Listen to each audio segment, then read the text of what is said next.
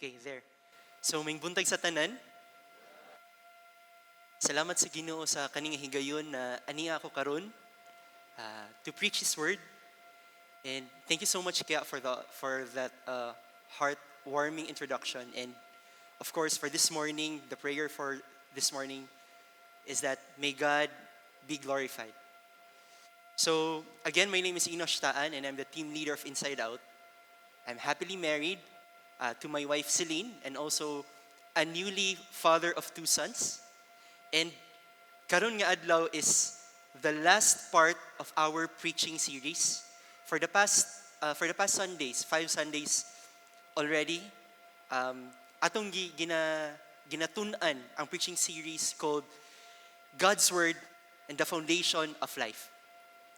And ang pulong sa Dios para kanato karong buntag is this.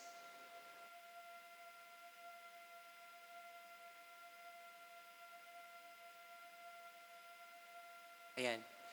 So, Christian living, which is our response to the truth revealed. Or in Bisaya, ang Kristohanong pagkinabuhi. Ang atong tubag sa kamatuuran nga gipadayag. So, di ba, kita tanan ani adiri nagasimba sa atong buhi nga Dios. And if you remember, katong atong natagbuan, atong na-encounter ang grasya sa Ginoo nga nakaluwas kanato. And atong nailhan ang atong Ginoo pinaagi sa iyang pulong. Ang pangutana karon, unsa man ang atong tubag? Paunsa man ta magkinabuhi sa atong adlaw-adlaw? Or pwede po ta makapangutana, unsa man ang mga timailhan nga ikaw ug ako kay isa ka Kristohanon? Or maybe we can say, what really makes a Christian? Unsa man gyud ang isa ka Kristohanon? So, Kristohanon na ba ta? Kung kita nihimong Kristohanon, abtik na lang kita mo post online sa mga verses, no? Sa mga posts, mga quotes, mga preachings, no? In social media. Or maybe, makaingon ta, dili na siguro ta di na ta maminaw og mga worldly na mga songs. Christian songs na natong ipatukar ang atong paminawon. Or perhaps we could say, naka-join man ko sa wider group, naka-serve man ko sa church, abtik man ko sa mga outreach programs and all, and everything ng mga events na ako dito, Kristohanon na ba ko? Very controversial. Kada Domingo ko gasimba. Sayo ko ayo ko. Or maybe usahay ra ko late. Usahay ra pud ko absent. Gatuon ko sa pulong sa Ginoo kada adlaw, no? And lastly, okay pud akong pamilya, okay ang relationship sa akong asawa, sa akong bana og sa akong mga anak sa among panimalay. Kana ba siya, mao ba na siyang timailan sa isa ka Kristohanon? Isa ba na siya ka pamaagi or makaingon ta nga gikinabuhi nato ang kamatuoran nga gipadayag sa atoa, that we are Christians. So this morning, we will hear God's word and study God's word. And ang akong pagampo sa atong tanan is that mutaas ang atong higugma para sa atong Ginoo ug ang atong kauhaw para sa iyang pulong. And dili lang kana, hatagan ta og kusog nga magpatuo sa iyang pulong sa adlaw nato nga pagkinabuhi. So the question is, are you ready to go deeper into God's word this morning, church? Amen. So our passage, ang atong passage for this morning is found in James 1:19 to 27. Sige atong basahon. James 1:19 to 27, mga minahal ko nga kaigsuunan, timan-i ninyo kini. Kinahanglan andam kita sa pagpaminaw, dili magpataka og sulti, og dili daling masuko. Kay ang kasuko sa tao dili gayud makatabang kaniya nga mahimong matarong atubang sa Dios. Busa, biyain ninyo ang tanang mahugaw ug dautan nga binuhatan, dawatan ninyo nga may pagpaubos ang pulong sa Dios nga gitusok diha sa inyong mga kasing-kasing, nga mao ang makaluwas kaninyo. Verse 22 to 25, dili na lang ko kay medyo gamay. Dili kay maminaw lang kamo sa iyang mga pulong, kundi tumana ninyo kini. Okay? Kung maminaw lang kamo og dili mutuman, kung maminaw lang kamo og dili mutuman, gilimbungan ninyo ang inyong kaugalingon. Si bisan kinsa nga maminaw apan dili motuman sa pulong sa Dios, sama sa tawo nga nanamin ug human mo tan-aw sa iyang hitsura, milakaw lang dayon og nalimtan na dayon niya kung unsa iyang hitsura. Apan ang magsusi pag-ayo sa hingpit nga kasuguan nga maoy makahatag og kagawasan sa mga tao og dili kay maminaw lang og malimot ra dayon kundili magpadayon gayud sa pagpatuman niini ang panalangin sa Dios sa iyang mga ginahimo. Panalanginan sa Dios sa panalangin sa Dios sa iyang mga ginahimo. Lastly, verse 26 to 27. Kung may naghuna-huna nga siya relihiyoso, apan walay pagpugong sa iyang dila, ang iyang relihiyon walay pulos, o gilimbungan lamang niya ang iyang kaugalingon. Alang sa Dios nga Amahan, ang relihiyon nga putli o walay ikasaway, mao ang pagtabang sa mga ilo o sa mga biyuda sa ilang mga kalisod, o ang paglikay sa tanang daotan niini nga kalibutan. May God bless the reading of His Word. So before anything, magampo sa ta. Lord, thank you, Lord, for this morning. Thank you sa kaning higayon nga imong gipaambit ang imong pulong sa imong katawhan, Lord. And ang among pag-ampo, Lord, karong buntaga is that ang among higugma para sa imuha mo dako. Ang among kauhaw sa imuha, Lord, mo dako sa imong pulong. And also, hatagan minimog kusog nga mo patuo sa imong mga pulong, O God. This we pray in Jesus' name. Amen. So the book of James, our passage for this morning, is written by James, or Santiago, in Bisaya. Mo ni siya ang older half-brother ni Jesus. And nihimo ni siyang leader in the Jerusalem church. And also, he was considered as one of the pillar. So, kinsa may mga pillar dili sa aton church. So you have PJ, no? Sila Pastor Ron, sila Pastor Benji. So, James is one of them. And ang kanisa nga passage, gisulat ni siya ni James to the Jewish believers. And the background sa kanisa nga Jewish believers is that dili lang sila sama kanato nga nakatipok, nakalingkod, nakapaminaw sa pulong sa Ginoo, hayahay, no? Kini ang mga believers kay naa sa panahon sa kalisod, sa persecution sa ilang pagtuo. Ang uban sa ila, ginakonfiscate sa ilang mga kabtangan, sa ilang mga lugar, no, sa mga ilang yuta, no, sa ilang mga inheritance, because nitipas man sila sa ilang custom nga ilang naandan, di ba? And then aside from that, they're also excommunicated. So when you say excommunicated, wala na sila giila sa kanang mga tipok-tipok. Gi-excommunicate sila sa synagogue. And kanang synagogue, it's not just a house of worship, but it is also a center of social, legal, and educational life nila. So that's the reason why na dali na kayo sa ila ang makuha ang ilang kabtangan. Dali na kayo lalison ba? Uy, ako ana, uy, imo ani. Because since they are excommunicated and they are persecuted in their faith, wala ni mo defend para sa ila. Lisod. No? And then, kung ikaw ang Kristohanon during ato na time, wala kay simbahan, wala kay korte nga mo defend sa imo, wala kay hospital, wala kay eskwelahan, no, nga magtudlo sa imo,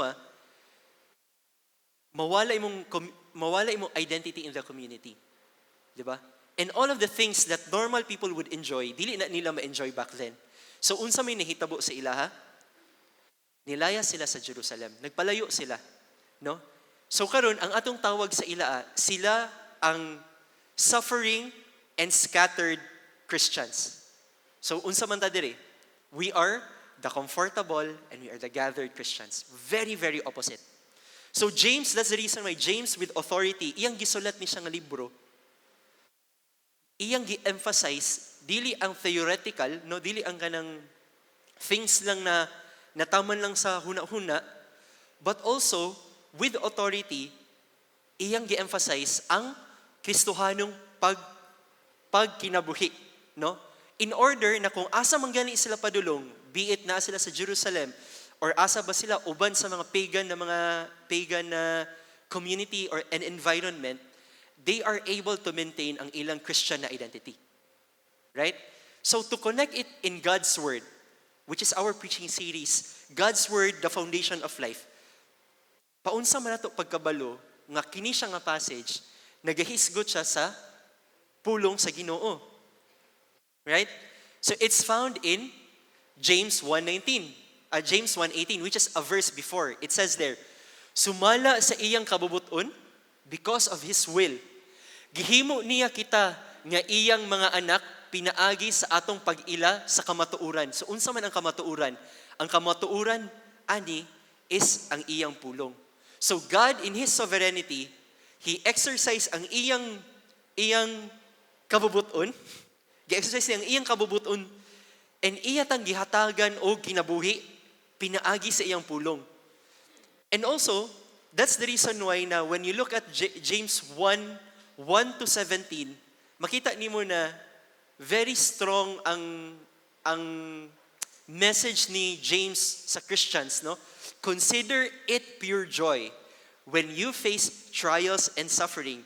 And then after that, those verses ni iyang gilatag, no, nga dapat maging malipayon kita, no, sa mga kung magatubang ta sa kalisod og pagsulay, because it is in verse 19 he said, ang pulong sa Ginoo pinaagi sa iyang kabubuton gipadayag sa atoa, and mao ni siya ang inyong gunitan kung unsa ang inyong atubangon. And now that we are spiritually alive, it is natural for us Christians, natural na pud kay sa atoa na ato sad pong uhawon that we should long and understand ang word ni God, and it is found in 1 Peter 2:2. Sama sa batang masuso nga nangandoy sa gata sa iyang inahan, panganduya usab ninyo ang lunsayong gatas nga espirituhanon, no? So the first evidence na ikaw kay Kristohanon is that naa kay kauhaw o longing and understanding of God's Word.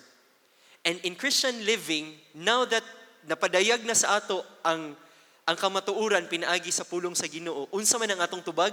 Ang atong tubag is this: Kristohanong pagkinabuhi in 3 forms. Number 1, dawata kini. Take it in. First is take it in. Second, ikinabuhi kini. Live it out. And then third is, ikatulo, ipaambit kini.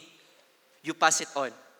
So 3 response to Christian living: you take it in, live it out, and then pass it on. Dawata kini, ikinabuhi kini, ug ipaambit kini. So atong i-discuss deeper these 3, no, diha sa pulong sa Ginoo. In verse 19, ang naka-highlight din ha, no, niambak, kabantay ka nga, niambak diretso si James. Minahal ko nga ikaigsuon timan ininyo kini kinahanglan. Are you ready for this? Andam kita sa pagpaminaw. Kinahanglan, dili kita magpataka og storya. And lastly, dili kita dali masuko. Nga naman, kung to a suffering and scattered Christian, nga naman, after saying na the word of the Lord is mao na ang inyong gunitan pirmi, nga no giambak din siya diretso, guys, andam kita sa pagpaminaw. Dili ta magpataka og storya, og dili ta dali masuko. Nga naman. So ato siyang tan-awon og klaro karon, no. Atong balihon. Andam kita sa pagpaminaw, dili magpataka og storya, og dili masuko. Kung ato siyang balihon, baka mas maging relatable siya sa ato, no. Hinay sa pagpaminaw. Magpataka og sulti, meaning paspas kita mo storya. Right? And dali masuko. So, relatable ba siya? Kinsa man sila? Ako po, so nakita ko na yung mga gangisay din na, so dili ko exempted, ako sad pud na.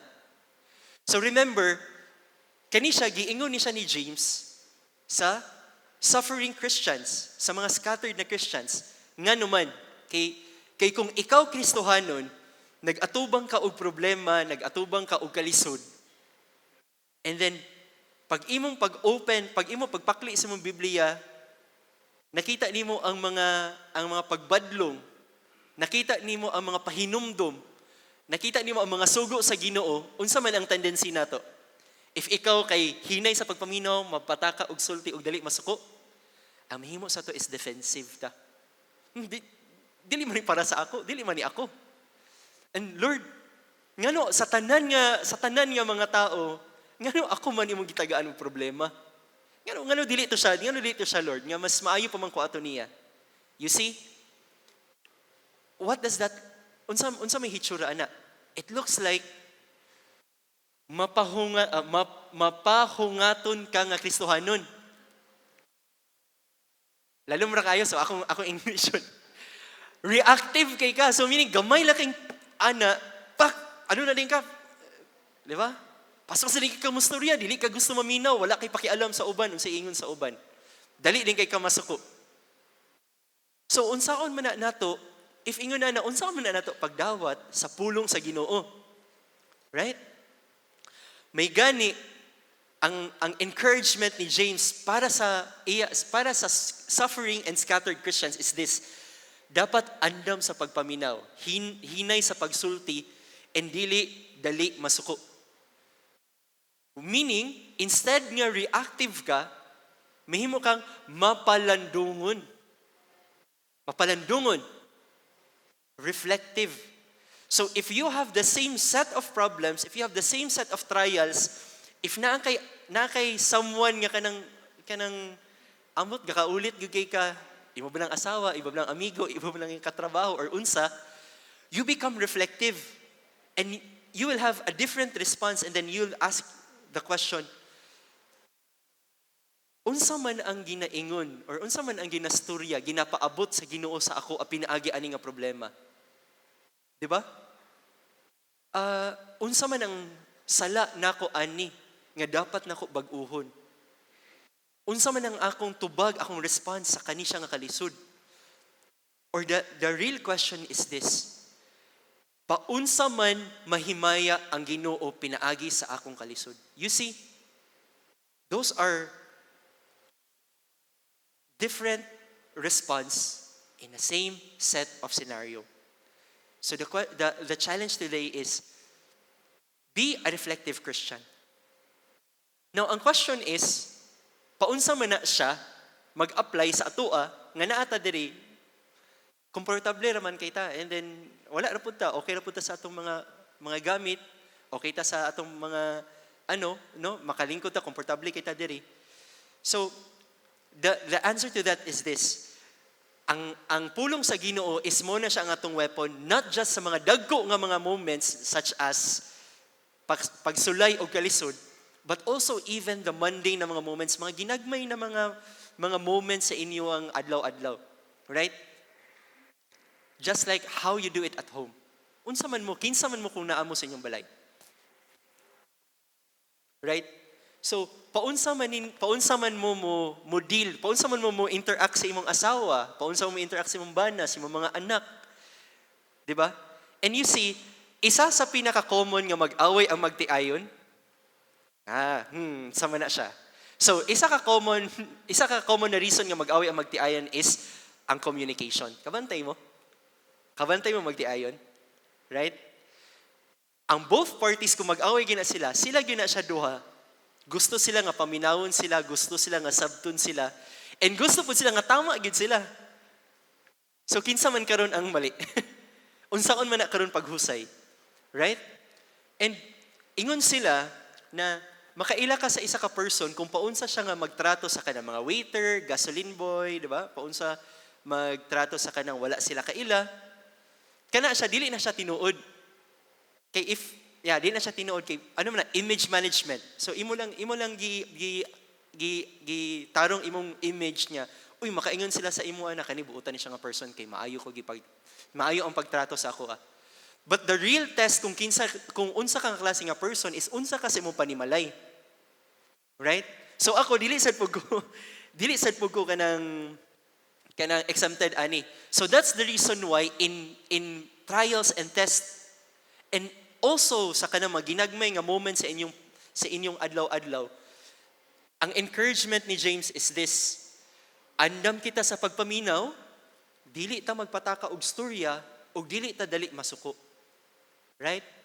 And with that, kung mag-argue mo sa imong bana o sa imong asawa, sa imong anak, sa imong amigo, sa imong office mate, different po ang imong response. Aham ako na sayop, aham ako na pakyas. Even though na-convince kay kasi imong self nga tama ka, you still ask this question, paunsa man ko nga maging better? Right? Unsa man ako matun-an? And how will I glorify God in this situation? So, Christian living, also sa kani siya nga corporate gathering sa simbahan, no? Okay kay nice kay lingkuranan, aircon, tsada kay ang suga, atong praise and worship, maayo kaayo. Right? And then pag-preach karon sa Ginoo, pag-preach karon sa pulong sa Ginoo, naigo ka, no? Sharp kayo. So naay piercing, naay conviction sa imoa. Unsa man ang first nimo nga reaction? Bang, nilingi kasi yung asawa o si mo.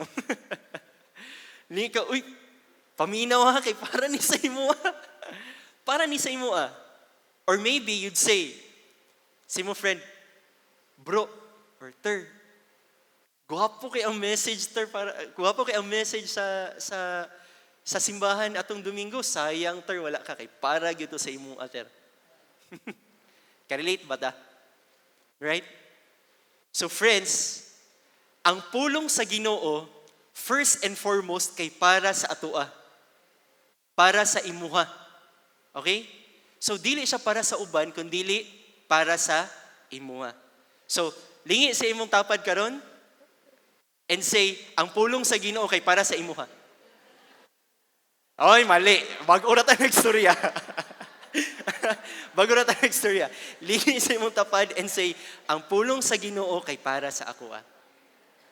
Okay, so that's the reason why ang nakabutang po din hino, kung imo siyang basahon, dawatan ninyo nga may pagpaubos ang pulong sa Dios nga gitusok diha sa inyong kasing-kasing. Because we cannot take in, dili nato madawat ang pulong sa Ginoo kung ang atong mindset is kani siya para gyud sa imo. Dili ni siya para sa ako. Exempted ko ani. No, it's wrong. It is only with humility that we can receive God's word, no? And then we can ask certain questions as what I've said kanina. Unsa akong matun-an? Unsa man ang gina-convict sa Ginoo sa ako? No, unsa man ang mga sugo sa Ginoo nga akong dapat tumanon? Unsa akong mga sala nga dapat nako bag-uhon og talikdan, no?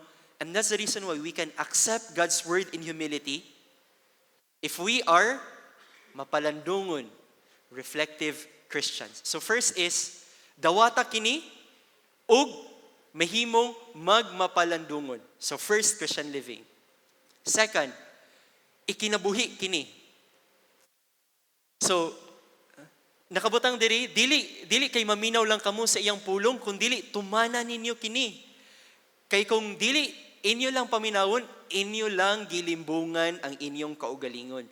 So hearers of the word, the way siya pag-describe diri is that mura lang kag niadto og concert, naminaw ka, nice kaayo, kanang hype kay ka, grabe kay ka hype, and then niuli din ka sa inyong balay, and then nothing happened.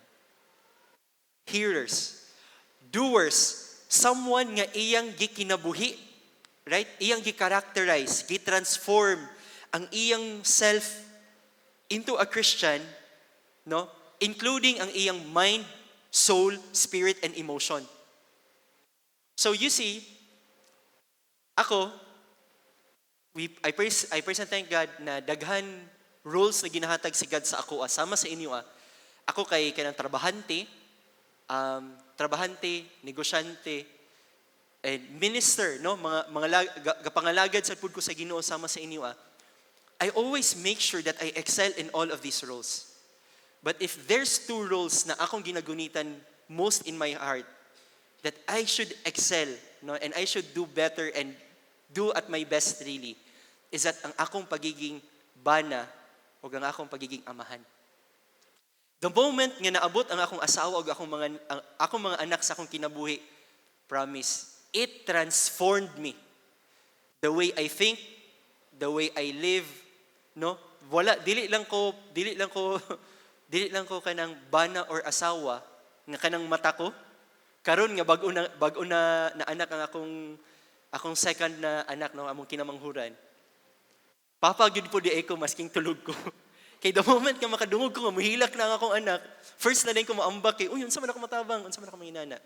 It really transformed me. And I think in the same way, kita as Kristohanon, inginana pod ang gusto sa Ginoo sa atoa. And that's the reason why nagiingon siya, be doers of God's word and not just hearers. Because imo lang gilimbungan imong kaugalingon. Mura lang kag niadto, di ba? Nakabutang diri. Mura lang kag niadto sa samin, ni tan-aw kasi imong hitsura, and then nakita nimo, uy, na ako'y unsa ba? Na ako'y nagkamuritsing ba ko? Na ba ko'y sipon dinhi, na ba ko'y muta diha or what not? Unsa may dapat nimong buhaton? Pahidan. Muna ang natural na response. Pero if ikaw kay hearer of God's word and not doer, na kay muta, na kay kamuritsing, na kay sipon, na kay unsa, nitalikod ka, nilakaw ka, just like nothing happened. Right? Murarag wala. May pagwala na lang ka na namin. May pagwala na lang ka nibasa sa word ni God if wala ni mo siya gibuhat. And you see, kabalutan nga ang kaaway is the greatest unsa tawag gani? The greatest deceiver. Unsa man sa Bisayan deceiver? Mangingilad. Siya ang pinaka greatest na mangingilad. Right? Ang atong kaaway, si Satanas, atong greatest kaaway. And if you hear God's word and not do it, guess what? Imong gibuhat ang trabaho ni Satanas para sa iyaha. That's very, very dangerous. Okay? So, kana ang encouragement sa ato tanan, no? Na if atong ma-encounter ang word ni God, ato siyang mabasahan, dapat ato siyang buhaton and ato siyang ikinabuhi. Okay? Kaya nga naman, unsa man ang blessing, di ba? The verses here, apan ang magsusi sa pag-ayo hingpit nga kasuguan, pag-ayo sa hingpit nga kasuguan, magpadayon gayud sa pagtuman ni ini, panalanginan sa Dios ang iyang ginahimo. Naay blessing. And if you obey God's word, and if we interpret God's word using God's word, kani siya ang panalangin dili kay kwartahan ka, dili kay unsa imong pag-ampo, nag-ampo ka nga makasulod ka ana nga trabaho, makaampo ka nga successful ni negosyo, makuha na nimo. No, dili siya inana. Because in 1 John 5:3 nakaingon dinhi kay nahigugma kita sa Dios kung nagtuman kita sa iyang mga sugo ug ang iyang mga sugo dili lisod tumanon. In English, this is love, for this is the love of God, that we keep His commandments, and His commandments are not burdensome. When we obey God's word, when we receive God's word and ato siyang ikinabuhi, ang blessing sa Ginoo is ang gatubod nga paghigugma kaniya nga magresulta sa pagpatuo. And ang pagpatuo dili na dayon siya lisod buhaton. Yes, it is a blessing to read God's word and to hear God's word, but the wonderful blessing here is the blessing of joy and satisfaction and delight towards God and His word, and obedience will abound as a result.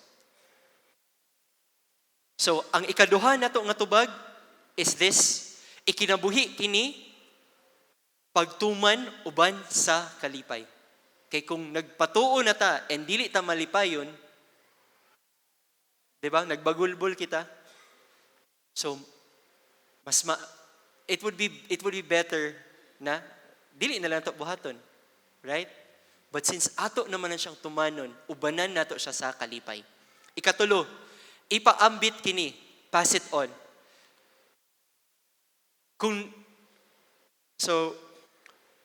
Kung may naghuna-huna nga siya relihiyoso apan walay pagpugong sa iyang dila, no? So this verse talks about religion, the true religion.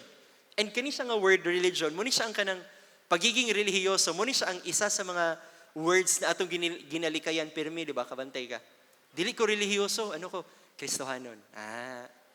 So in the word of God in James, mo ni siya is one of the few nga ginastoryahan paunsang nga magiging relihiyoso nga matinuod nga maputli. And the reason why ginalikayan nato ni ang pagiging relihiyoso kay nga naman hadlok ta nga i-judge ta, di ba? Hadlok ta nga kay kani mga relihiyoso nga mga tao mayo kini sila mag-judge. Tapos grabe self-righteous kini sila. And kani pud sila ginahuna-hunaan ni nila would be kani mas maayo ko kaysa sa iyaha. That instead they build people up, no, gina-break nila ang people down. And that's the reason why some Christians, some people, no, they tend to they are on their way to Christ, getting to know Christ, and then they get stumbled to religious people, to the wrong religious people. Okay? So here, ang nakabutang dinhi, ang religion dili nato na siya angay likayan. So ato siyang i-embrace. Okay? And ang nakabutang diri ang relihiyon nga putli ug walay ikasaway mao ang pagtabang sa mga orphans and sa mga biyuda, sa mga widow, sa ilang kalisod. So what does this mean? It means to the Christians nga suffering during that time, ikaw Kristohanon kung naglisod ka, I know naglisod ka, dili ka dapat nga mag-inusara ka sa kilid, no? Kanang mangluod ka, no? And then ikaw na dili nakagusto makighalubilo sa mga tao. Right? Kay nakuha na tanan sa imo and you have all the reasons to. No nga pwede na ka naraka diya sa kilid, dili na kaganahan maghalubilo, di na kaganahan mag-serve. But to a suffering environment, no, to the suffering Christians in a pagan environment, the encouragement of James is this: go out, serve to create an impact. Serve to create an impact. Because in this one, no, not in isolation but in service. And also when we serve, there has to be humility, no? There has to be humility in our hearts. So kita, what does this mean, no, sa ato ang comfortable and gathered Christians? Pass it on means that we are also called to serve. Because why? Sometimes we have to realize that the non-believers, no, kanang nasa gawas, the only Bible that they are going to read is not the Word of God, but it's a Bible that is lived out in your life. And that's the reason why you have to serve, you have to reach out. You have to pass it on. So ang question is, to those ones nga nangalagad sa Ginoo, ginapaambit ang pulong sa Ginoo sa uban, no?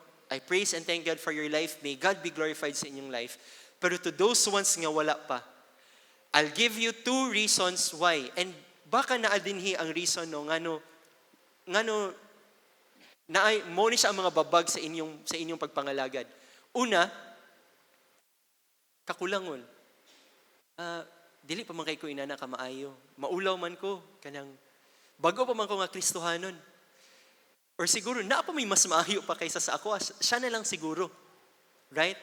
But the word of the Lord says here, ang tibuok nga kasulatan gisulat pinaagi sa gahom sa Dios. Ambak din ta dito. Og mapuslanon kini sa pagtudlo sa kamatuoran, sa pagbadlong, sa pagtulid sa sayop ug sa pagtudlo sa matarong nga pagkinabuhi. Aron nga ang tao nga nagaalagad sa Dios mahimong maandam sa pagbuhat sa tanang maayong buhat. So meaning, if ikaw, you say na dili na ko kaya, the word of God is God-breathed, right? And it is fully capable, no? It is beneficial for teaching, rebuke, correction, training in righteousness, so that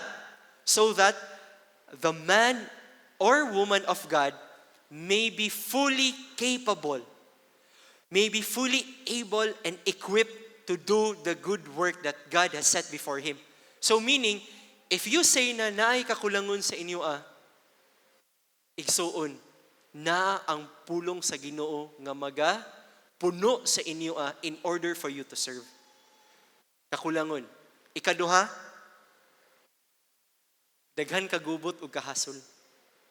Ako di ko ganahan nga madisturbo ko. Ako okay naman ko nga ako lang ulaw naman kaayo kanang malinawon ra kay akong adlaw no nga nara ko sa balay, chill lang ko anana. Right? But however, to the gathered and comfortable Christians, we are also called to serve even in inconvenience.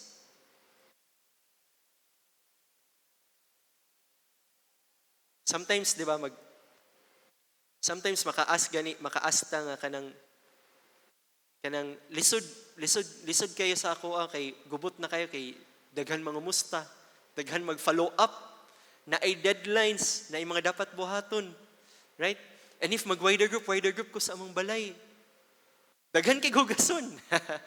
Dili, abini mo, mahuman na ang pagpangalagad pag manguli sila. Dili, mga lagyan pag yun gihapon ta, masking manguli na sila.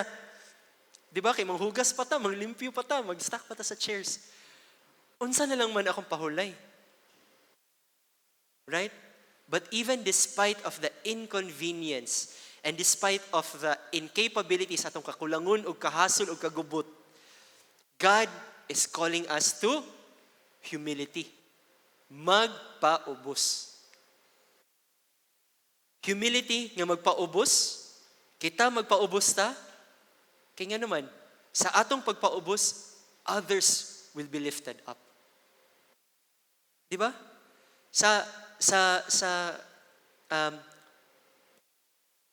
Ang pagpaubos also, kay sa pagtanaw sa kakulangon o kanang kinahanglan no, sa need sa uban, sa paghatag sa atong time, sa atong effort no, to those who are in need.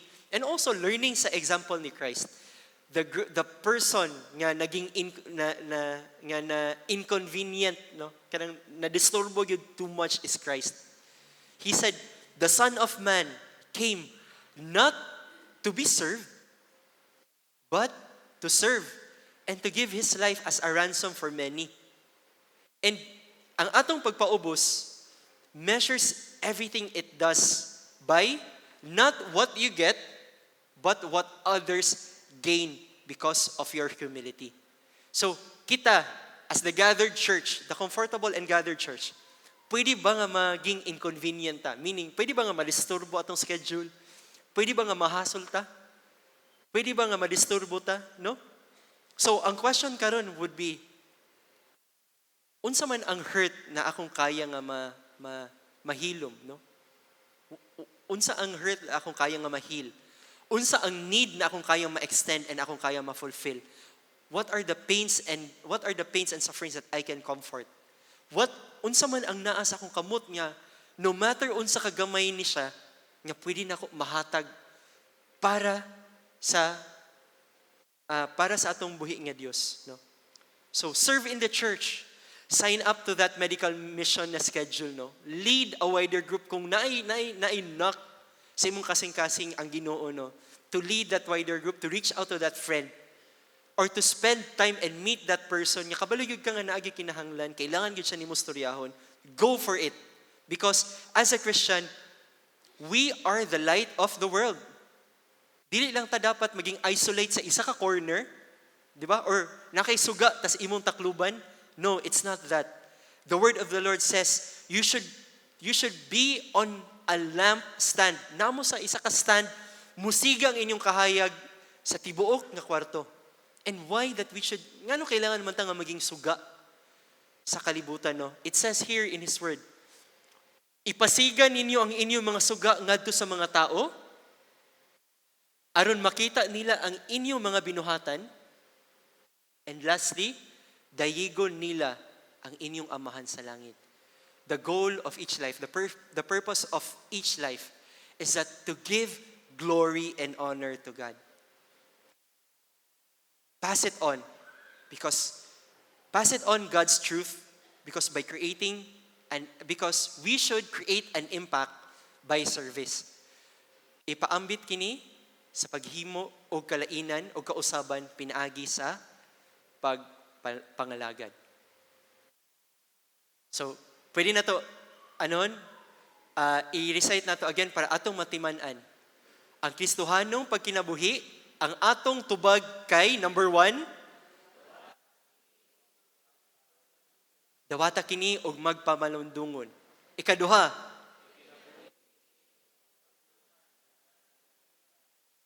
ikinabuhi kini pagtuman uban sa kalipay. Ikatulo,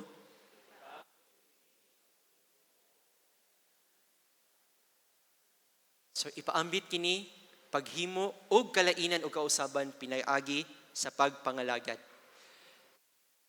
As we end, the important and tama nga pagdawat sa pulong sa Ginoo, and dili nato siya i-obey, kay dili lang siya walay blessing, but naapod siya judgment. Right? And obedience to God's word is the most basic spiritual requirement and is the common indicator of a true believer. Not posting on Facebook, not coming to church every Sunday, not being faithful in your wider group, but the obedience to God's word. And the bottom line of the true spiritual life is not a momentary feeling, dili lang na kanang hype kay ko karon nga kana mag-obey sa Ginoo, mag-serve, mag-read sa word ni God. It's not just that, but it is a characterization, a transformation, pagkinabuhi uban sa pagpatuo sa balaang pulong.